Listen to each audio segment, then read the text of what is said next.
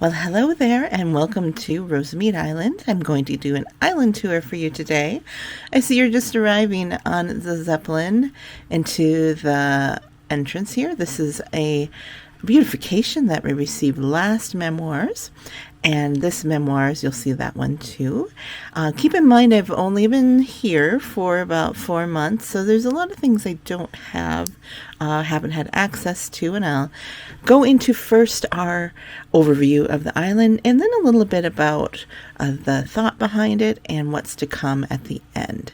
So as you enter here into Rosemead Island, or Orchid Island, whatever you want to call it, we are greeted by the fountain, and you walk right up into here. Here are the travels, places that June has gone to with her friends. And you could just come up here. Oh, the mailman's delivering something. I wonder what letters are coming in here into the estate place. And then on this side, we have a little impromptu concert in the garden going on. And they have look like some really yummy desserts. I would like to go and join them. Maybe we can join them after the tour. Then up here, we have the less formal gardens. This is kind of the healing gardens. We are going to be getting more vegetables gardens in pretty soon, and I'll show you why at the end. And some of the apples, and here's June's playhouse, her tree house. So when Mrs. Talbot works in the garden, June came as a little child so she could watch. June could play, and Mrs. Talbot could do her canning and her cooking of her sauces and chutneys and whatever she needed to do here as June played. And then we do have a visitor here today from Brazil. She has brought some of her birds with, so say hi. And then here's a little spot to have a little lunch while you're out here working in this little spot. And Jack's hanger is over here, and he does have a pathway to come out because we do want Jack to have access to the estate to come visit. And if you go off to the right here, we have a little path where you can come and walk around. These are some of the original trees of the island, so you can see how old some of these chestnuts are. And it is fall on the island. Beautiful trees. Some trees are changing colors. Some have already lost their leaves. There's some activities going on in the forest. You can take in little things. Oh, we've got an eloping couple. It looks like he is not running fast enough for her liking. And they are headed to the chapel, which is under renovation, as you've seen in my videos. And right next to the chapel, we have our little graveyard, which is part of life. Death is part of life. And back to the estate, we have the fountain in the background with some little places to visit and to enjoy, to look out the window in the back when you're visiting. And then what you would need when you are here would be a wonderful little pool and bathhouse and places to lounge around. It's just a beautiful day. You want to enjoy the fall weather while you can before winter sets in. I hear it's going to be coming soon in a few weeks. And here is the more formal part. And just like the right side of the island is more informal, we have a little more of a rock setup here for those who want to be a little more rustic on this side. And some of the gardens over here. And this little pathway here now will take you to the Talbot's house. So it's not very far for the Talbots to come, but it's far enough for them to be able to get away from their work. And Mrs. Talbot, she loves gardening, but around her house she doesn't have gardens that produce things that create work. It's just things that create beauty and restfulness. And you know something? Mr. Talbot says he's going to make an aviary just around the place where he's put this tree with. I didn't know that the aviary was going to go around here until I saw it on some other people's island. I thought that was kind of funny when I found out that Mr. Talbot is he is a bird lover, whatever that word is. Ornithologist, something like that.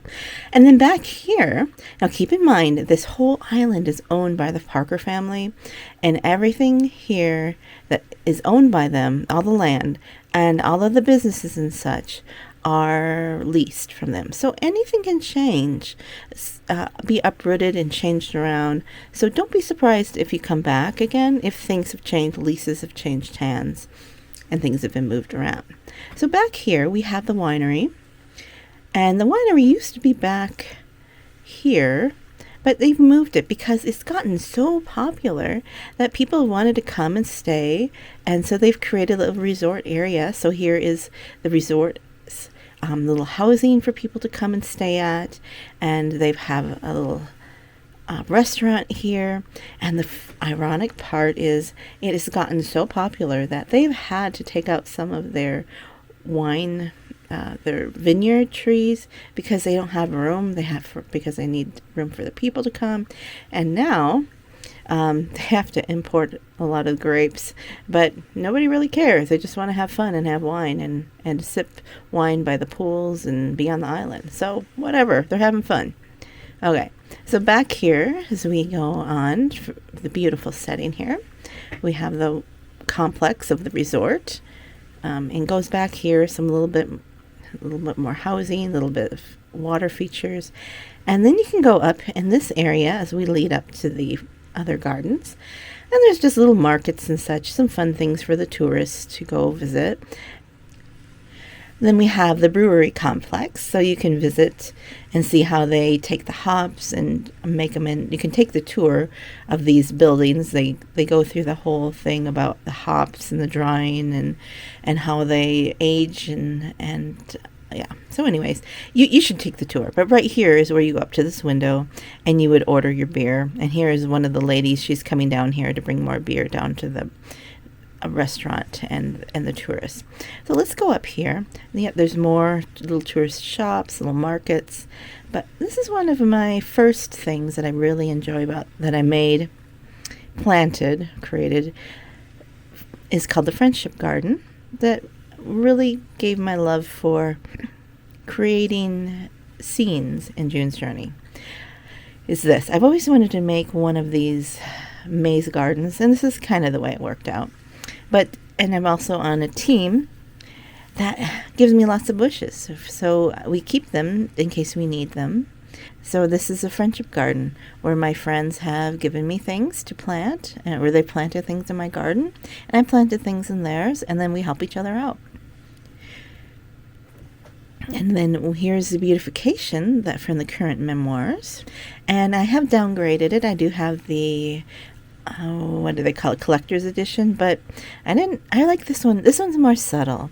The other one, that big salamander and stuff, it's fine, but this one's more relaxing to me. Just what do you think? I don't know. And of course there's little things like the Beaver Bay, and then over here we've got the Seal Island. So there's some places where you can visit while you're here. Just take the boat out and visit these places, or kayak, whatever. You probably don't want to swim because the waters can be cold. You have to be a good swimmer. Now, the only way to get to the top of the island, because it's blocked off here, is by boat. So we're just going to go back over here, and these are the docks. All right, so now along the side here, okay, these are my leftovers. They're having a little street party along the side of Orchid Village. And they've got a little ice cream truck and a parade going on, and the shuttle bus to bring all the people. But this guy, Mr. Inky, he's pretty upset because he says to these checker players, when I said checkerboard platform, that's not what I meant. I meant the dance floor. So he's pretty upset about it. And whatever. I mean, wouldn't you if you're wearing that mask? And they were laughing at them because they were playing checkers. Anyways, then we have our town hall clock. Leads you down here. We've got the people in the kissing booth, and she's hoping that they are quiet because her other boyfriend's over here picking coconuts for them. So, I mean, life, there's some, interesting little things happening on the island. You never know what's going to go on. In the front here, we have the Railroad Museum, because the island has gone beyond the need for an actual railroad. Now that with the advent of the vehicles, people have brought cars and bicycles, you really don't need the railroad anymore. So they have taken the pieces, the parts, and the little museum. And there's also a little bit of history of the island in there too. So you should visit that. It's kind of interesting. And up front on kind of the Lover's Leap spot, we do have a couple here. And I don't know, Jane is asking him, you did put on the emergency brake, right? So, I know, sometimes you just have to be practical that way. Then up front, on the edge of the top part of the island, we have our housing. And it was a little cul-de-sac, but they have changed it because they didn't want to be known as the cul-de-sac kids. This is the larger lot in the corner. Everybody likes the corner lots, right? Or not the corner, but the end of the lot. This was the end of the cul-de-sac, but they changed it. A lot of things going on. And one of the things that happen with the resort area coming in is there's a lot of rich people coming to town wanting to buy up the property for their summer homes because they're not satisfied with just an apartment here and there. They want to have a rental house, or not rental, they want to have a house that they can just come to every summer. So this is what's happening. So these people have sold their house and now they are moving and having their garage sale. This is one of the original houses. They are sticking to it. They are not selling out. They still have their horses and their little plot of land. So for the time being, they are staying put. But here across the way, their other neighbors have sold out, and they've already put up one of the big new houses. And you know how progress happens. That's just the way it goes. And then here's another one of the new houses. They've actually taken up like 2 or 3 lots and bought all that up for themselves. And it's only for a few months of the summer. So things change, and maybe there's new laws that need to be taken. But what do you do? However, it is all rentals. So who knows, next time you come, they might not have renewed their lease and they're out of here. We have the waterfall here. This is a new part, and we do have some new platypuses who have come to play in the waterfall. A nice moose in the fall, although you need to watch out because they are sometimes not very nice to come across. A little park, some of the archers visiting. And here you think this is school, but it really is not, because what school is going to do a gargoyle fence and not have an exit for the kids? And there's what's this all about? Okay, I'll tell you a secret. They are filming a movie here. It's called The Day of the Triplets, because look at triplets here. And it is kind of a horror movie. So that's why. I mean, these are the innocent kids, all happy, coming to school. And then you got these guys. So who knows what's going to happen in that movie. You probably want to watch it when it comes out in the theater. And here we've got the Orchid Town, the village people, the pea places in your neighborhood.